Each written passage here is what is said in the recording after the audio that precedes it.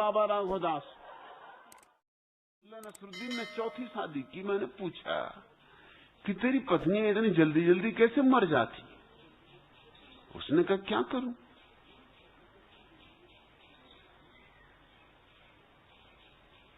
मेरे घर में एक बगीचे में जहरीली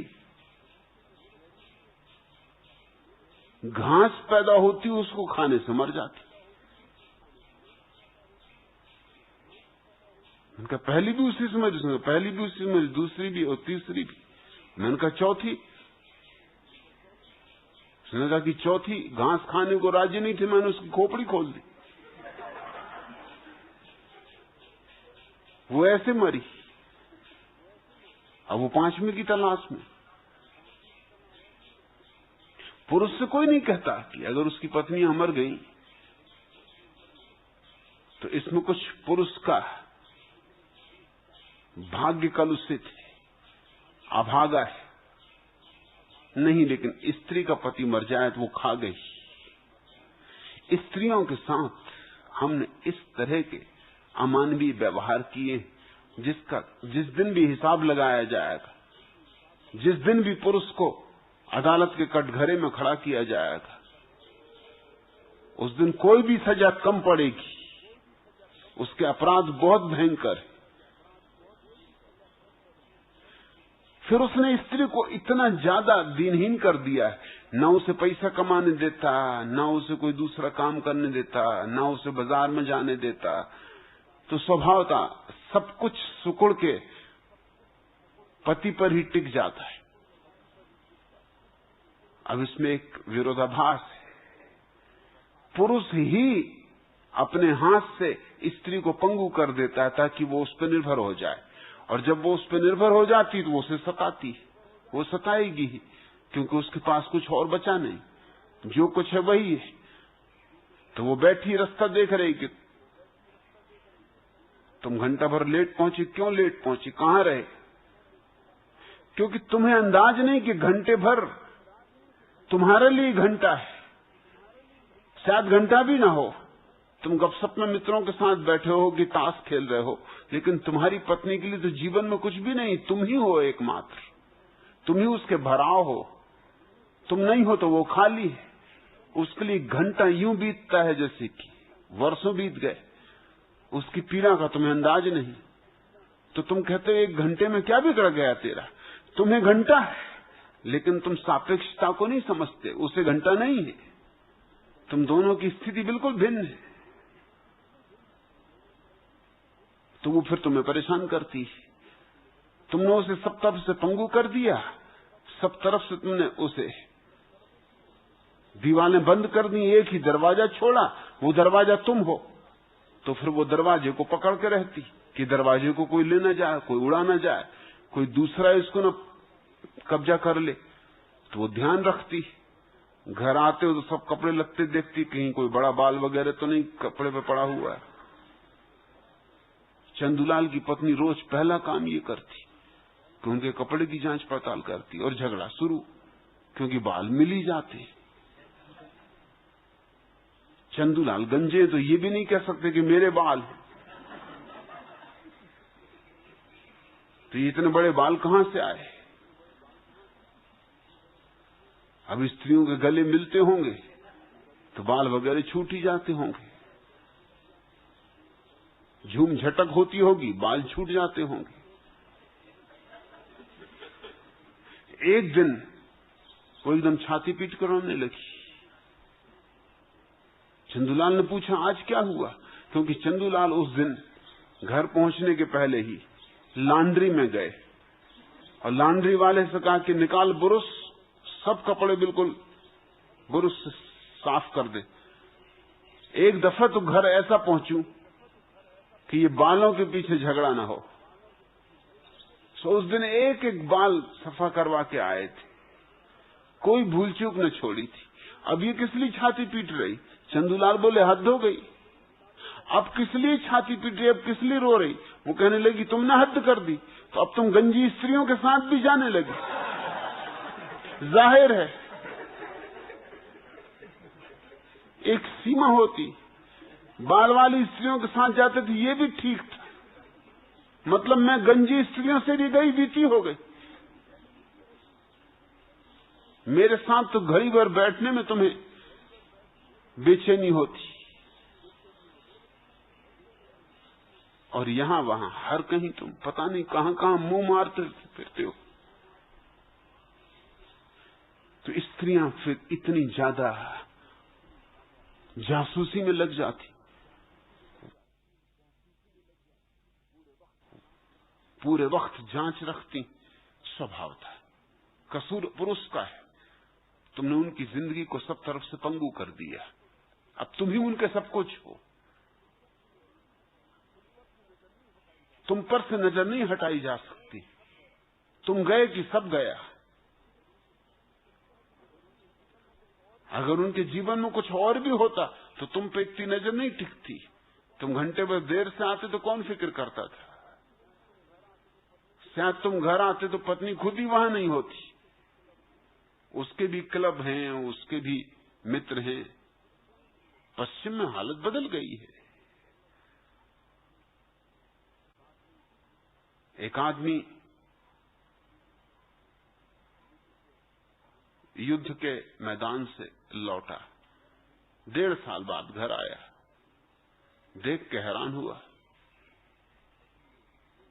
कि पत्नी एक 2 महीने के बच्चे को गोद में लिए बैठी। उसने पूछा, ये मामला क्या है? 1.5 साल से मैं घर नहीं था, ये बच्चा कैसे पैदा हुआ?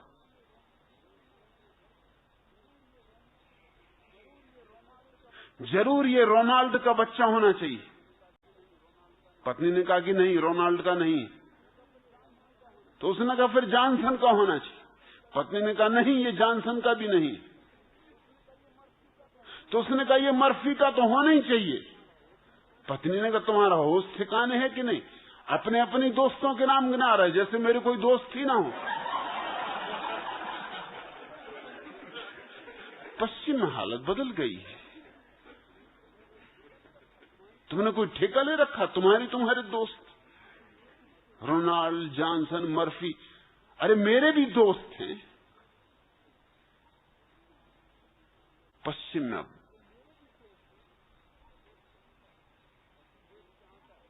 पति देर से आता है, पत्नी उससे भी देर से आती। अक्सर तो पति बैठा राह देखता है। अब उसको समझ में आता है कि सदियों से जो पत्नी कलह कर रही थी वो किस लिए कर रही थी। अब जब उसको राह देखनी पड़ती घर बैठ कर, चिंतित होना पड़ता, नहीं पता नहीं कहां गई, किसके साथ गई, क्या कर रही होगी, क्या नहीं कर रही होगी। 1000 कल्पनाओं में डूब जाता है। कहीं भाग ही तो नहीं गई, भाग गई तो ये बच्चों का क्या होगा।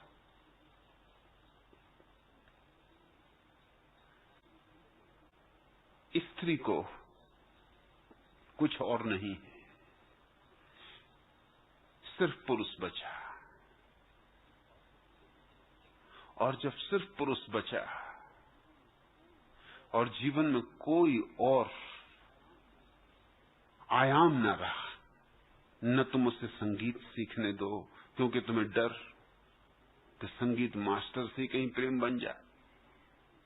और संगीत मास्टर कोई ढंग के आदमी तो होते नहीं।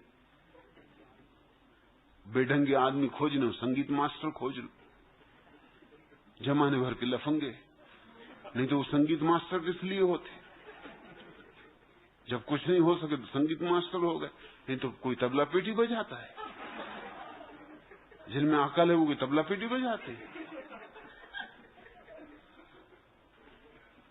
कुछ और काम करती है क्या? रारू रारू। मतलब खुद तो बिगड़े हैं, अब पत्नी को बिगाड़ेंगे। और ये आदमी कुछ ढंग के हो ही नहीं सकते। शराब पिएंगे, सिगरेट पिएंगे, सब तरह की हरकतें इनमें पाई जाएंगी। और गाना फिल्मी गाएंगे, और फिल्मी गाने गाओगे तो पत्नी पे भी जोश चढ़ेगा।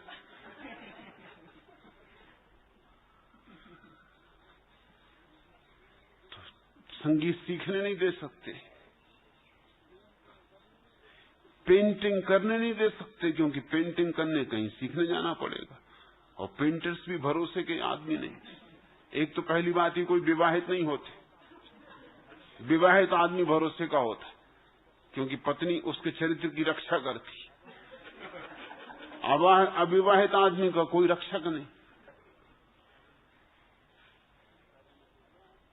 न घर है न कोई ठिकाना है, इनका क्या भरोसा। कहीं कोई लंगर ही नहीं, जहां दिल आया चल पड़े, आज यहां कल वहां।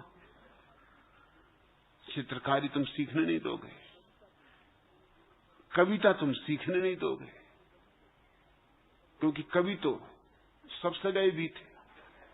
ये जो ना करें सो थोड़ा, गांजा पिए, अफीम खाएं, शराब पिए। असल में जब तक ये शराब न पिए तब तक ये कहते हैं कविता नहीं उठती। तो तुम पत्नी को कोई आयाम दूसरा तो दे नहीं सकते। तुम पत्नी को नौकरी भी नहीं करने दे सकते कहीं, क्योंकि तुम्हें खुद का अनुभव है।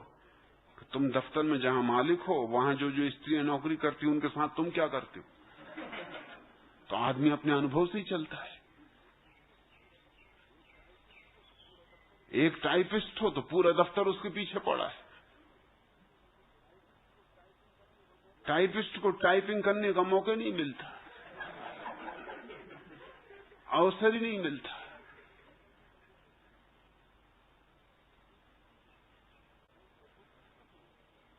फुर्सत कहां उसको। तो तुम जानते हो कि पत्नी टाइपिस्ट कहीं हो जाए, वो भी ठीक नहीं। स्कूल में मास्टरनी नहीं होने दे सकते उसको तुम, क्योंकि मास्टर हैं और हेड मास्टर है और एजुकेशन बोर्ड के डायरेक्टर हैं और एक से एक पहुंचे हुए पुरुष वहां मौजूद है। तुम अपने अनुभव से जानते हो कि तुम जहां मौजूद हो, तुम जो कर रहे हो वही दूसरे पुरुष भी करेंगे। सो पत्नी को सब तरफ से बंद करके घर में रखो, ताला डाल के कुंजी अपने पास रखो। तो पत्नी करे क्या, उसके पास कुछ नहीं बचता। इसलिए अक्सर ये होता है कि विवाह के बाद स्त्रियां मोटी होनी शुरू होती, विवाह के पहले नहीं। तुम जरा गौर करना इस बात पर।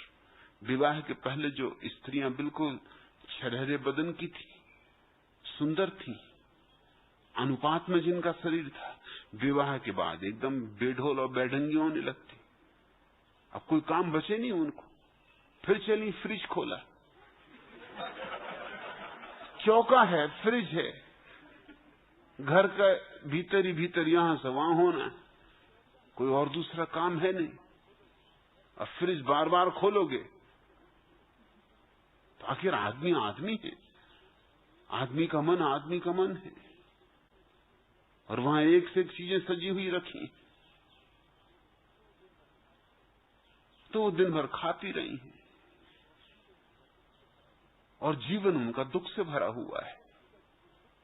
तो जिस व्यक्ति का जीवन दुख से भरा हुआ होता है, उसके भीतर एक इतनी रिक्तता है कि उसको भर लेने की चेष्टा चलती, वो भोजन से अपने जीवन को भरता रहता है। यह मेरा अनुभव है।